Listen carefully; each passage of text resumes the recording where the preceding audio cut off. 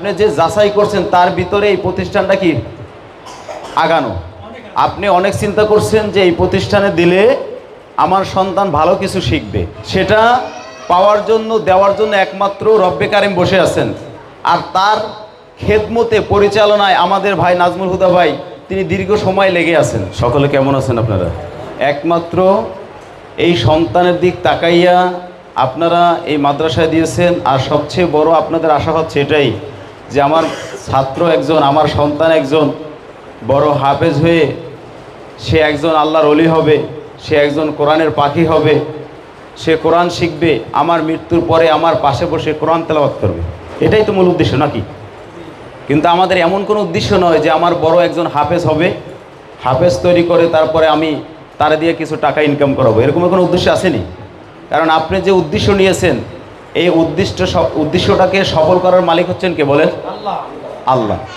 তো সেই আল্লাহর দিকে তাকাইয়া আপনারা অনেক প্রতিষ্ঠানকে যাচাই করছেন, বাছাই করছেন, করে তারপরে জেনে শুনে আপনারা এই প্রতিষ্ঠানে আসছেন। নাকি হুট করে একজন এভাবে আসেন না যে কেউ আমি হঠাৎ করে এসে এই প্রতিষ্ঠানে দিয়েছি, এমন কেউ আসেননি? কেউ নাই। সকলেই কি করছেন? যাচাই বাছাই করছেন। যে যাচাই করছেন তার ভিতরে এই প্রতিষ্ঠানটা কি আগানো। আপনি অনেক চিন্তা করছেন যে এই প্রতিষ্ঠানে দিলে আমার সন্তান ভালো কিছু শিখবে, এরকমের কি আপনার দিলে বড় আশা। আসলে এটাই বাস্তব যে আপনি এরকমের কিছু আশা করতে পারেন যে আসলে এই প্রতিষ্ঠানে দিলে আমি যেরকমের আশা করছি তার চেয়েও বেশি কিছু আমি পাবো। সেটা পাওয়ার জন্য দেওয়ার জন্য একমাত্র রব্বে কারিম বসে আছেন। আর তার খেদমতে পরিচালনায় আমাদের ভাই নাজমুল হুদা ভাই তিনি দীর্ঘ সময় লেগে আছেন। আসলে কিছু কিছু জিনিস বলতে হয়, না বলে আর নয়, যে একটা প্রতিষ্ঠান করা কিন্তু অতি সহজ। চাইলে আপনিও একটা প্রতিষ্ঠান করতে পারেন, কিন্তু প্রতিষ্ঠান পরিচালনা করা, প্রতিষ্ঠানটা চালানো, এটা কিন্তু খুব টাফ ব্যাপার, এটা খুব কষ্টের জিনিস।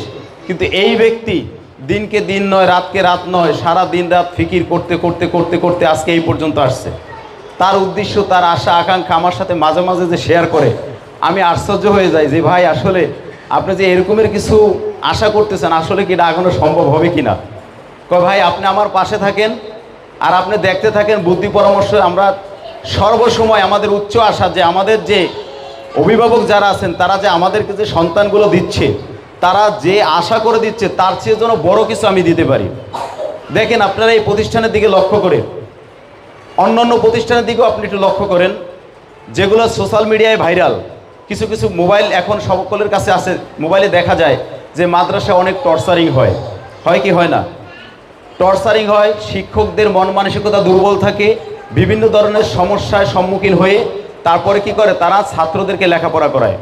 কিন্তু সেদিকে যদি আমি লক্ষ্য করতে যাই, আপনাদের সম্মুখে তুলে ধরতে চাই এই প্রতিষ্ঠানকে, এই প্রতিষ্ঠানের দিকে একটা বাচ্চা গায়ে হাত দেওয়া বা মনে করেন বাচ্চারা দিয়ে কোনো কাজ করানো বা বাচ্চার উপরে কোনো ধরনের চাপ সৃষ্টি করা, আমার মনে হয় আমি এই পর্যন্ত কোনো চোখে দেখি নাই।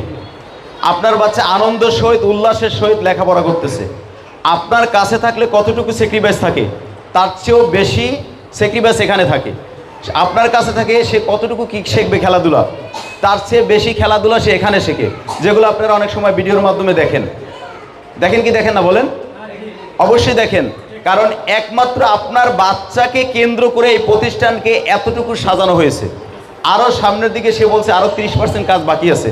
তাহলে চিন্তা করে দেখেন যে তার আশাটা কতটুকু, তার আশা অনেক বিশাল।